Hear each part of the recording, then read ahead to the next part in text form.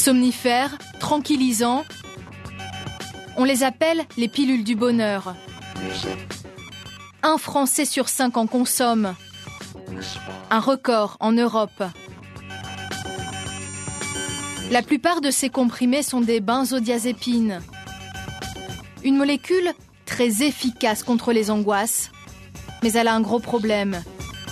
Elle plonge certains patients dans la spirale de la dépendance. J'ai été jusqu'à prendre plus de 20 boîtes par jour. C'était ma nourriture. J'ai vraiment eu l'impression d'être dans un cauchemar.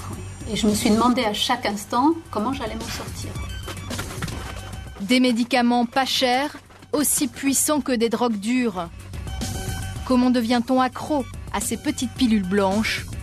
Pourquoi les médecins en prescrivent-ils autant? En France, 90% des tranquillisants sont donnés par des généralistes. Et un simple test confirme qu'il est très facile d'en obtenir. J'ai pris 3 rendez-vous chez des médecins, choisis au hasard. Je filme en caméra cachée.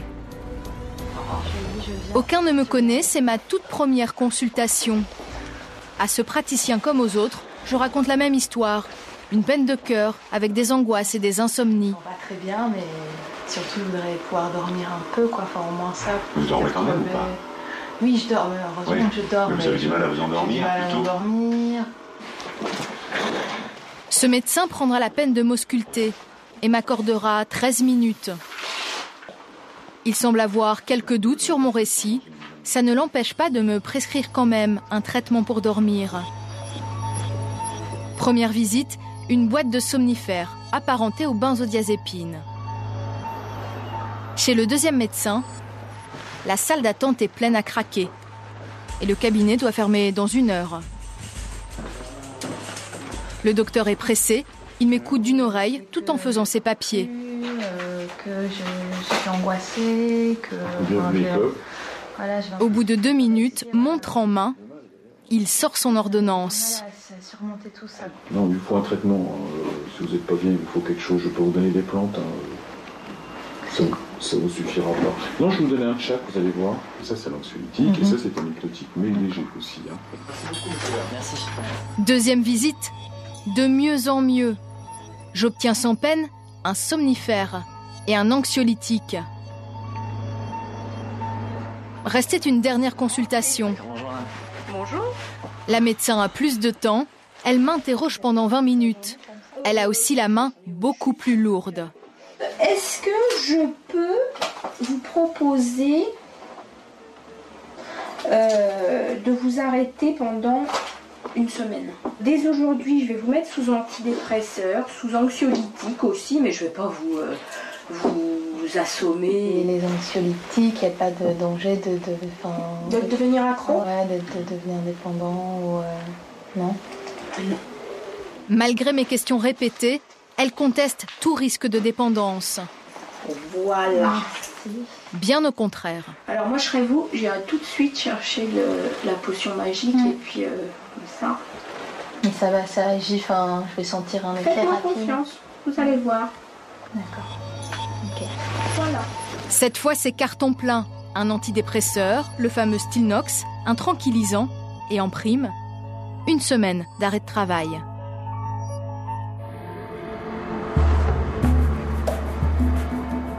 Des médecins qui prescrivent à tour de bras et des traitements qui peuvent s'étaler sur des années.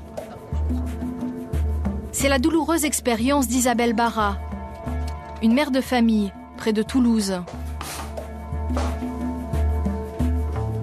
Son généraliste lui a donné un décontractant pour calmer une douleur chronique à l'épaule. Pendant 6 longues années, chaque soir, avant de s'endormir, elle a pris 10 gouttes de Rivotril.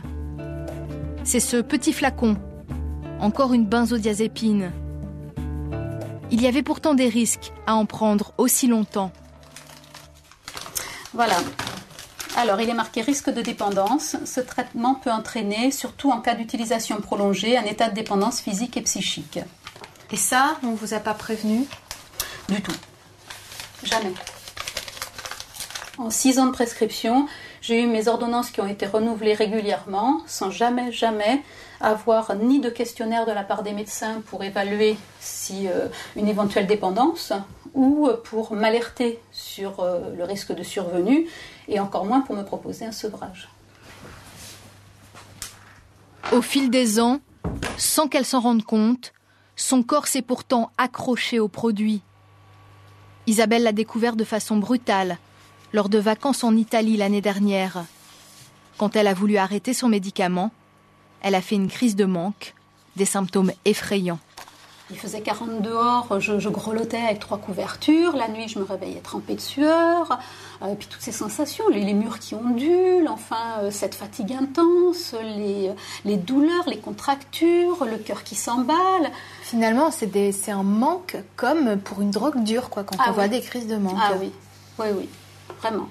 Moi, je considère les benzodiazépines comme des drogues dures maintenant, clairement.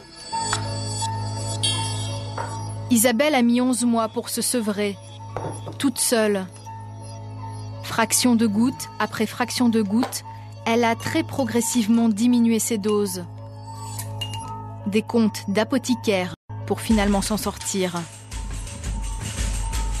Jointe par téléphone, la médecin d'Isabelle conteste formellement lui avoir caché les risques. Elle évoque une relation conflictuelle avec sa patiente. Tous mes patients auxquels je prescrive des benzos et auxquels j'ai une relation, je dirais, équilibrée, il n'y a aucun souci. Et tous auxquels je prescris un anxiolytique, une benzo, enfin un psychotrope, je leur dis, je leur explique et c'est moi qui gère et ça ne pose aucun souci. Donc vous pensez qu'elle aurait pu arrêter beaucoup plus rapidement ? Mais bien sûr, mais écoutez, tous les médecins disent la même chose que moi. Après, je vous dis, franchement, Madame Barras est persuadée qu'elle était dépendante au Rivotril. Hein. Et elle l'était pas. Mais non, pas avec 2 gouttes de Rivotril. D'accord. Mais elle en était convaincue. Elle minimise la gravité de l'addiction.